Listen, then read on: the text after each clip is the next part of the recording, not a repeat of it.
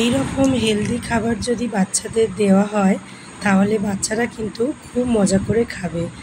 6 মাস পূর্ণ হয়ে যাবার পর আপনারা এই খাবার বাচ্চাদের শুরু করতেই পারেন। যেমন মজার তেমন তারা খুব আনন্দ করে খাবারগুলো খাবে।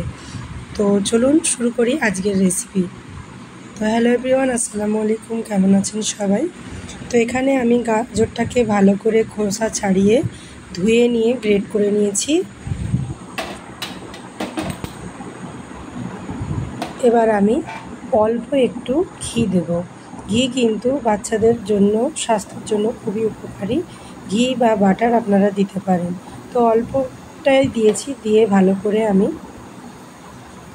গাজরটাকে একটু ভেজে নেব। এই পর্যায়ে কিন্তু একদম গ্যাস হালকা রাখতে হবে।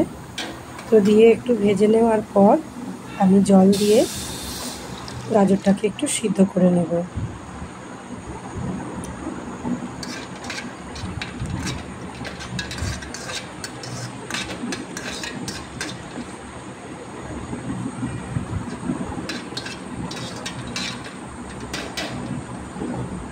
ছোটদের খাবার যতদিন না 1 বছর হচ্ছে লবণ আর চিনিটা না দেওয়াই ভালো। তো এখানে আমি একটা খেজুর দেব। খেজুরটাও কিন্তু বাচ্চাদের জন্য খুবই উপকারী। খেজুরের বীজটা আমি বার করে ফেলে দেব। এবারে খেজুরটাও দিয়ে দেব, তাহলে খাবারটা আরও টেস্ট আসবে। তো খেজুর আর গাজরটা সিদ্ধ হয়ে যাবার পর আমি এখানে সেরেলাক দিয়ে দেব 3 টেবিল চামচ। এই সেরেলাকটা কিন্তু আমি বাড়িতেই বানিয়েছি। আপনারা যদি না দেখে থাকেন তাহলে আমি এই ভিডিও ডেসক্রিপশানে ওই ভিডিওর লিঙ্কটা শেয়ার করে দেব, দেখে নিতে পারেন। তো এটা আমি ভালো করে 10 মিনিট মতো রান্না করে নেব।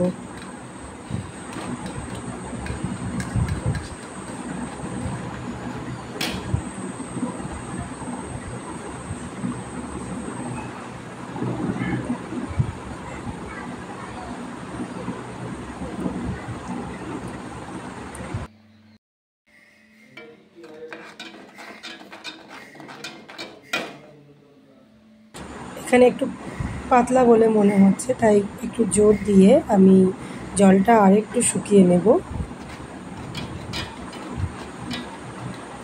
আর কিন্তু একভাবে নাড়াচাড়া করতে হবে, না হলে কিন্তু নিচ থেকে ধরে যেতে পারে।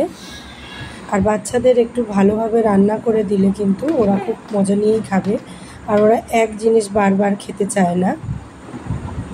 তো আমার মেয়ের প্রায় এখন 6.5 মাস বয়স হয়ে গেল। তো এই রকম অবস্থায় আপনারা খাইয়ে দিতে পারেন।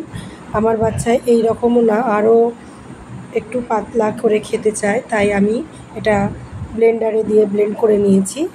তো দেখুন এই খাবারটা কিন্তু দারুণ স্বাদের, আপনারাও খেয়ে দেখতে পারেন।